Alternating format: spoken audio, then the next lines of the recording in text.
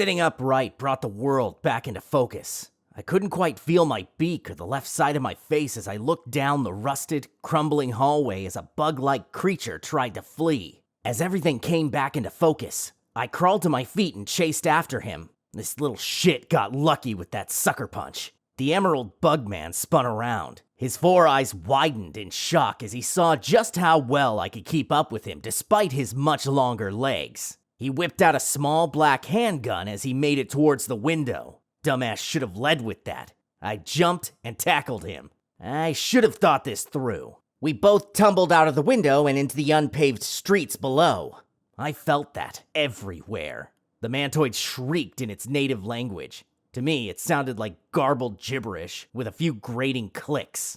As I rolled over on my back, he hopped up on his long, stilt-like legs and raised his scythe-like claws. I rolled and felt his blades chop a bit of my dark red hair. Despite my bruised ribs, I was on my feet and drew my sidearm. Fucking mantoids.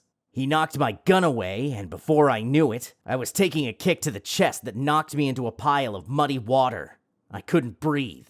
I am a penguin, and if you expect me to start tap dancing on ice, well, sorry to disappoint, not sorry. My dark red hair covered the right side of my face and eye as usual. Just as well, it was bruised up, but not as bad as this fucking guy was going to be once I got my flippers on him. I glared at him with my crimson eyes as my lungs remembered how to function. The cold mud soaked into my black shirt and caked my long red jacket. I shook it off and stood up. The mantoid was already down the street knocking random aliens out of the way. I hauled ass after him, but the moronic bystanders, who always seem to get in the damn way whenever I'm trying to chase someone or something, slowed me down. One of them dared to get pissed because I knocked over his shitty caffeinated drink with a name I will not attempt to pronounce. "Asshole!" he shouted. I came around the corner. I was closing in on the bug. He turned around and screeched at me. Maybe I should have updated the translator implant for this one. Whatever, my job was to capture him and drag his ass to the spot, not interrogate. He crossed the street between hovering cars, but had to stop halfway through as a car came past. That gave me the time I needed to football tackle him. We hit the ground hard and I chopped at his face. Fun fact about my kind, we have bones in our flippers, and getting struck by them hurts like hell. Soon, I saw purple blood and the broken shards of his green exoskeleton. As I kept striking him, he brought two of his legs up and I took another kick to the chest. I crashed in the middle of the street and everything spun.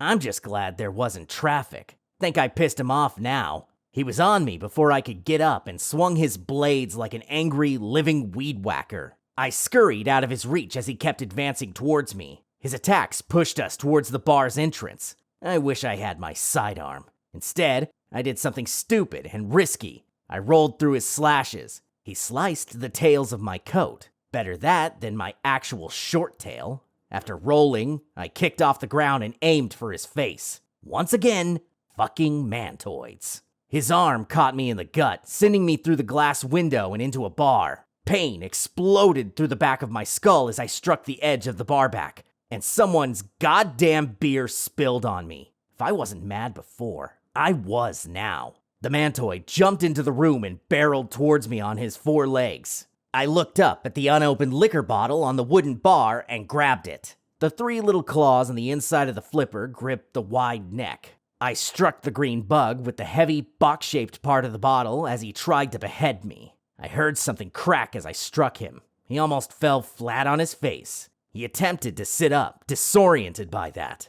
I swung the bottle like a baseball bat against his head, knocking out a few needle-like teeth. Now, he hit the ground. I doubt he knew where he was anymore. Could have stopped at this point, but he made a fatal mistake. He pissed me off. I tested how sturdy that handle of booze was by using his body. The bar patrons glared at the two of us. They were taken aback. Others seemed curious. I pummeled him until he was barely conscious and couldn't move. He was lucky I needed his ass alive. I unscrewed the cap to the booze, threw my head back, and opened my beak. If they considered this shit good, I'd hate to see what's bad.